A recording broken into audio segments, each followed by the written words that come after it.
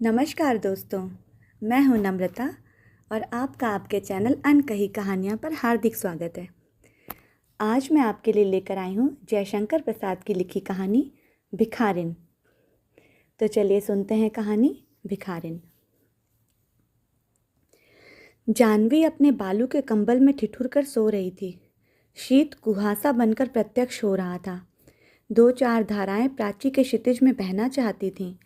धार्मिक लोग स्नान करने के लिए आने लगे थे।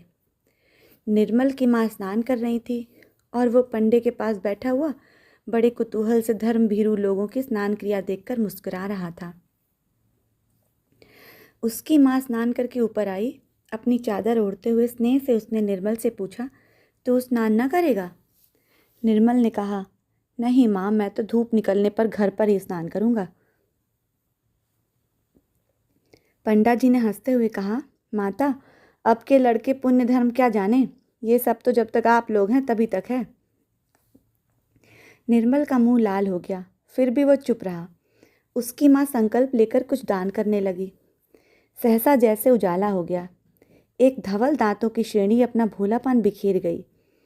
कुछ हमको दे दो रानी माँ, कुछ इसे भी दे दो।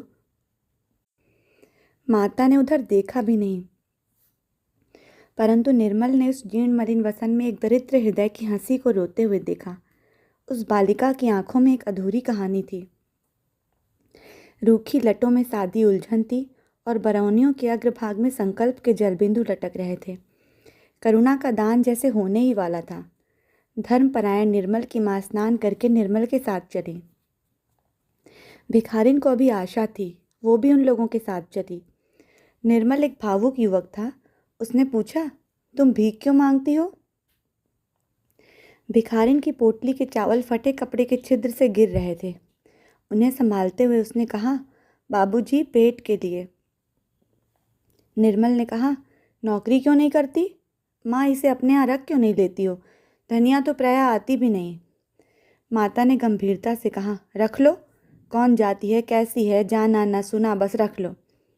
निर्मल ने कहा, माँ, दरिद्रों की तो एक ही जाति होती है। माँ झल्ला उठी और भिखारिन लौट चली। निर्मल ने देखा जैसे उमड़ी हुई मेघमाला बिना बरसे हुए लौट गई। उसका जी कचोट उठा, विवश था, माता के साथ चला गया। सुनेरी मैंने निर्धन के धम्न राम सुनेरी। भैरवी के स्वर पवन में आंदोलन कर रहे थे। धूप गंगा के वक्ष पर उजली होकर नाच रही थी। भिखारिन पत्थर की सीढ़ियों पर सूर्य की ओर मुंह किए गुनगुना रही थी। निर्मल आज अपनी भाभी के संग स्नान करने के लिए आया है। गोद में अपने 4 बरस के भतीजे को लिए वो भी सीढ़ियों से उतरा। भाभी ने पूछा, निर्मल, क्या तुम भी पुण्य संचय करोगे? क्यों भाभी, जब तुम इस छोटे से बच्चे को इस सर्दी में नहला देना धर्म समझती हो, तो मैं ही क्यों वंचित रह जाऊं? सहसा निर्मल चौंक उठा। उसने देखा बगल में वही भिखारिन बैठी गुनगुना रही है। निर्मल को देखते ही उसने कहा, बाबूजी, तुम्हारा बच्चा फले फूले, बहू का सुहाग बना रहे, आज तो मुझे कुछ मिले। निर्मल अप्रतिभ हो गया। उसकी भाभी हंसती हुई बोली, फिर पगली। भिखारिन सहम गई। उसके दांतों का भोलापन गंभीरता के पर्दे में छिप गया। वो चुप हो गई। निर्मल ने स्नान किया। सब ऊपर चलने के लिए प्रस्तुत थे। सहसा बादल हट गए। उन्हीं अमल धवल दांतों की श्रेणी ने फिर याचना की, बाबूजी, कुछ मिलेगा?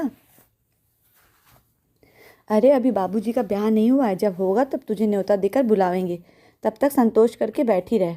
भाभी ने हंसकर कहा, तुम लोग बड़ी निष्ठुर हो भाभी। उस दिन माँ से कहा कि इसे नौकर रख लो तो वो इसकी जाति पूछने लगी, और आज तुम भी हंसी ही कर रही हो। निर्मल की बात काटते हुए भिखारिन ने कहा, बहू जी, तुम्हें देखकर मैं तो यही जानती हूँ कि ब्याह हो गया है। मुझे कुछ ना देने के लिए बहाना कर रही हो। मर पगली, बड़ी ढीठ है, भाभी ने कहा। भाभी, उस पर क्रोध ना करो, वो क्या जाने, उसकी दृष्टि में सब अमीर और सुखी लोग विवाहित हैं। जाने दो, घर चलें। अच्छा चलो, आज माँ से कहकर इसे तुम्हारे लिए टहलनी रखवा दूंगी, कहकर भाभी हंस पड़ी। युवक हृदय उत्तेजित हो उठा, बोला, ये क्या भाभी, मैं तो इससे ब्याह करने के लिए भी प्रस्तुत हो जाऊंगा, तुम व्यंग क्यों कर रही हो?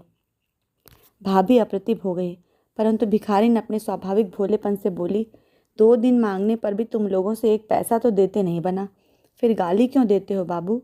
ब्याह निभाना तो बड़ी दूर की बात है। भिखारिन भारी मुँह किए लौट चली। बालक रामू अपनी चालाकी में लगा था। माँ की जेब से छोटी दुअन्नी अपनी छोटी उंगलियों से उसने निकाल ली और भिखारिन की ओर फेंक कर बोला, लेती जाओ ओ भिखारिन। निर्मल और भाभी को रामू की इसी दया पर कुछ प्रसन्नता हुई, पर वे प्रकट न कर सके क्योंकि भिखारिन ऊपर की सीढ़ियों पर चढ़ती हुई गुनगुनाती चली जा रही थी, सुने री मैंने निर्धन के धन राम। धन्यवाद।